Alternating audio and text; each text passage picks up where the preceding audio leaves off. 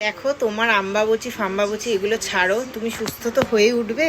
আমি তোমাকে একটাই কথা বলছি, একটাই কথা, ঠিক আছে? লোকে মানে আমার প্রিয় মানুষরা আমাকে যে ভরসা করে বলে তোমাকে বলতে যে তাদের যেই কাজগুলো হচ্ছে না, বা ধরো যেই ব্যাপারগুলো আটকে আছে, বা তারা অসুস্থ হয়েছে, বা তাদের জিনিস চুরি হয়েছে, বা তাদের এই হয়েছে ওই হয়েছে, এই যে আমাকে যে ভরসাটা করে বলে, আর আমি যেগুলো তোমাদেরকে সারাদিন বলি সেইগুলো তুমি তো সেগুলো করেই দাও। আমার মেজদাদার ছেলেও জানি সুস্থ হয়ে, আমি তো বলেই এলাম যে এই অম্বাবচি ছাড়বে আর তোর ছেলে ছুটি হবে, এটা যেন হয়, ঠিক আছে? আর তার থেকেও বড় কথা, এই যে মানুষ আমাকে যে বলে, আজকে আমার বান্ধবী কাম আমার মেজো বৌদিও যে আসার সময় বললো যে তোমার মা কালীকে বলিস তুই এটা যাতে সুস্থ হয়ে যায়।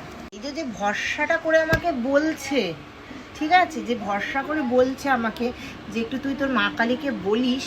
কাকিও সেদিন ভরসা করে বলল যে একটু তুমি বলো তোমার মাকে যাতে আমি সোনার আংটিটা পেয়ে যাই। তার দুদিন বাদে পেয়ে গেছে, তোমাকে আমি বলেও দিলাম, ঠিক আছে?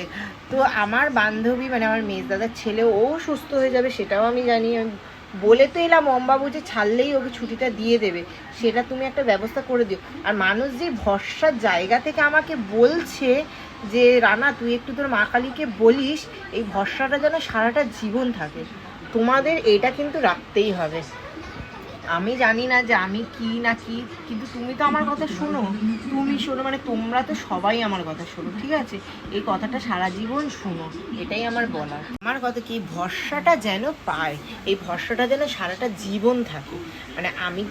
তুমি তো সাক্ষী, আমি তো তোমাকে একবার ছুতেও পাচ্ছি না, তুমি তো সাক্ষী যে আমি তো মানুষের খারাপ তো কিছু চাই না। জ্ঞান তো অবস্থা, এবার জানি না পরে পাগল ছাগল হবো কিনা সেটা তো আমি জানি না, কিন্তু তোমার যদি অস্তিত্ব থাকে, তুমি যদি জীবন্ত থাকো, তাহলে আমার কিছু হবে না, এটুকু আমি জানি। তো মানুষ যেই ভরসাটা করে আমাকে বলে, আর তুমি যে আমার কথাটা শোনো, এটা যেন সারাটা জীবন হতে পারে। মানুষ ভালো মানুষ, আমি খারাপ মানুষের হয়ে তো তোমার কাছে কিছু চাইবো না। ভালো মানুষের যখনই কোনো বিপদ হবে, আর সে যদি আমাকে বলে তোমাকে বলতে, সেই ভালো কাজটা যেন তাড়াতাড়ি হয়ে যায়, ঠিক আছে? এই আশীর্বাদটা, এই আমার মুখের কথা যেরকম অভিশাপ দিলে যেমন ছোঁ মেরে লাগে অগ্নিবাণ হয়ে, সেরকম যদি আমি ভালো কথা কাউকে বলে আসি, তুমি কিন্তু সেটা পূরণ করো, এটাই আমার আবদার তোমার কাছে। সারাটা জীবন যেন এটা হয়, এটা তোমার দেখতে হবে। মানুষ আমাকে বলতে পারে যে আমি লোকের বিয়ে ভেঙেছি, আমি কারোর বাচ্চা হতে দিচ্ছি না, এটা পরে শুনতে হতে পারে। আমি লোকের সংসার ভেঙেছি, এটাও শুনেছি। তোমরা তো জানো, তোমাদের কাছে তো আমি সব কিছুই বলি, বা তোমরা তো অন্তর্জামী, তোমরা তো জানো আমার মনে কি চলে। তো এটাই হচ্ছে কথা, যে আমার মুখের কথাটা তোমরা রেখো, ঠিক আছে? না আমি কোনো তান্ত্রিক না, আমি খুব বেশি তন্ত্র সাধনা জানি, যেটুকু জানি খুব সামান্য, খুবই সামান্য, সেটুকু দিয়েও আমি মানুষের ভালো কাজই তো করার চেষ্টা করি। তো এটাই হচ্ছে ব্যাপার। আমি জানি না তোমরা কেন আমার কথা শোনো, হয়তো আমি তোমাদের মন থেকেই ডাকি। তোমরা তো সবসময় ভক্তের যে সত্যিকারের ভক্তি মন থেকেই ডাকে মা বলে, তাকেই তো তুমি দেখো। আর আমি মন থেকে আমি তো আমার নিজের মা বাবাকেও এতটা ভালোবাসি না যতটা তোমাকে ভালোবাসি, এটা তুমি জানো।